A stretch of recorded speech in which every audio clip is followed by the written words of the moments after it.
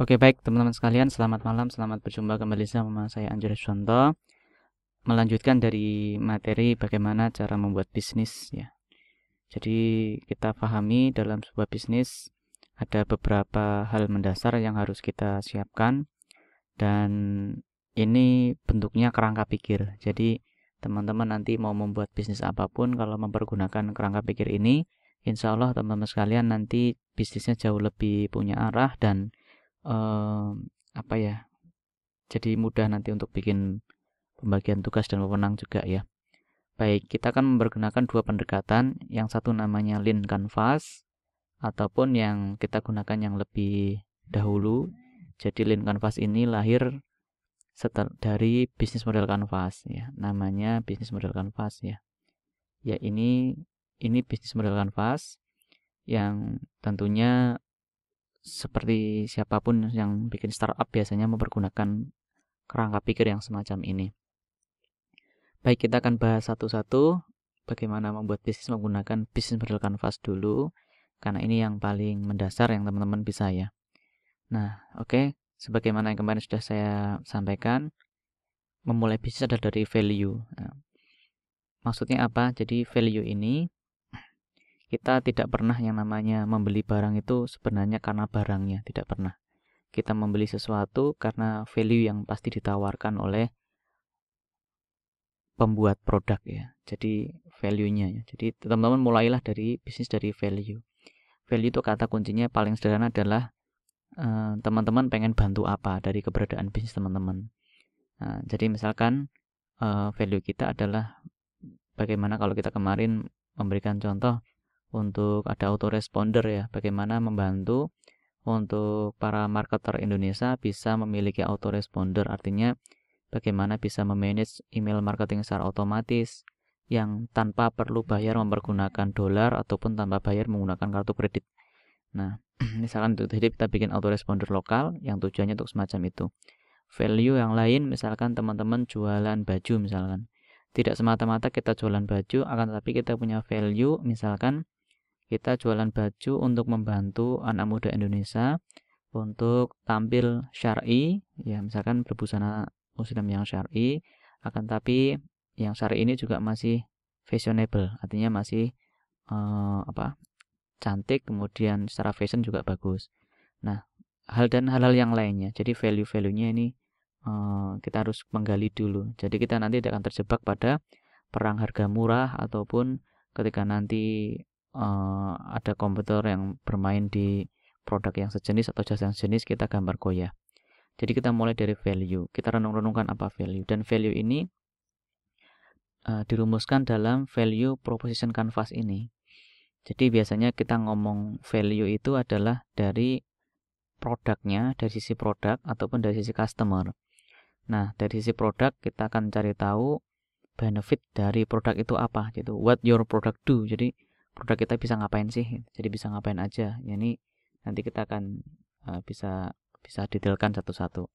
Kemudian how does your product work? Jadi feature-nya apa aja? Jadi produk itu fiturnya apa aja di dalamnya. Lalu what does it feel like to use your product? Jadi pengalaman pengguna ketika mempergunakan produkmu nanti seperti apa. Jadi misalkan kita produknya misalkan laptop inilah, jadi kita misal pakai laptop MacBook ya, misalkan benefitnya apa? Benefitnya kita bisa bekerja lebih lebih apa, benefitnya bisa dengan prosesor yang bagus dan sebagainya, ini bekerja jadi lebih cepat misalkan.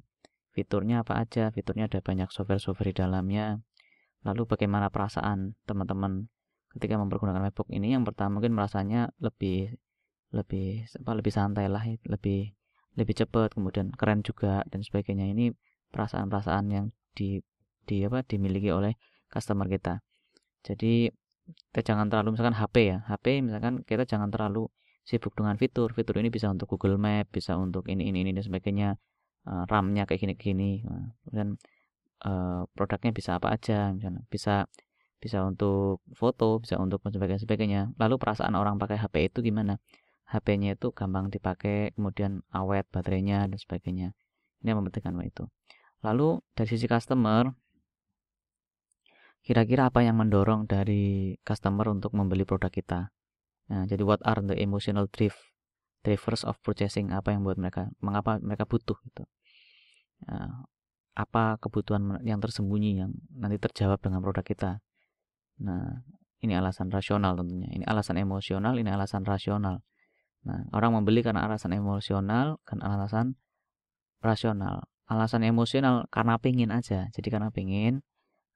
Jadi apa hal yang kita bangkitkan dari kepengenan mereka, atau dari alasan rasional. Misal rasional kenapa beli laptop ini ya? Karena memang kalau pakai komputer biasa, misal berisik misalnya. Terus yang kedua lama misalkan. Yang ketiga misalkan prosesnya jadi lambat. Nah, terus risk of switching to your product, kita harus memahami juga customer kan punya banyak pilihan, dia punya penawaran juga dari kompetitor. Kira-kira mereka punya ketakutan apa? Nah, ini kita jawab semuanya nanti di experience ini, nanti diwujudkan dalam bentuk value ini ya. Nah, ini value. Kemudian kita nanti paham customer. Nah, ini ada juga yang memahami what do you do gitu, value proposition ya. Kita mulai dari sini. What do you do? Jadi apa yang sebenarnya kamu lakukan dalam bisnis ya. Jadi bisnis bukan produk, bukan jasa, bukan modal, tapi ini bisnismu ngapain sih gitu.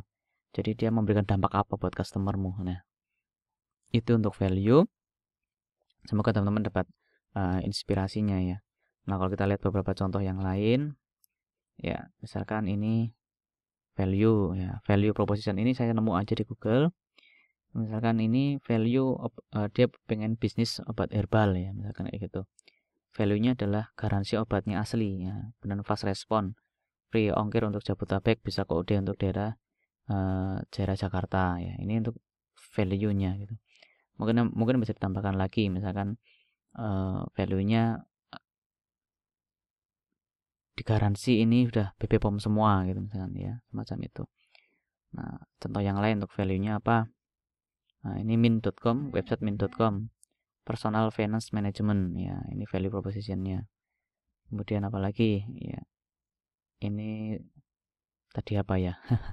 Jadi ini sell band ya, value proposition-nya adalah bagaimana bisa mendapatkan funded musik ya, bisa mendapatkan funding sebuah musik ya. Atau yang lain. Nah, ini ada yang membagi untuk value proposition menjadi beberapa tahapan ya. Bagi ini misalkan ini Real MTB Racing.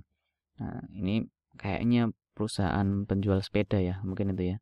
Jadi bagaimana untuk pembalapnya, untuk sponsornya, untuk media yang meliput, untuk penonton. Jadi mungkin ini tempat untuk show sepeda MTB Racing ya. Jadi bagi pembalap juga harus memberikan value, bagi sponsor juga memberikan review, bagi untuk media yang meliput juga memberikan review, bagi penonton yang menonton juga mendapatkan value.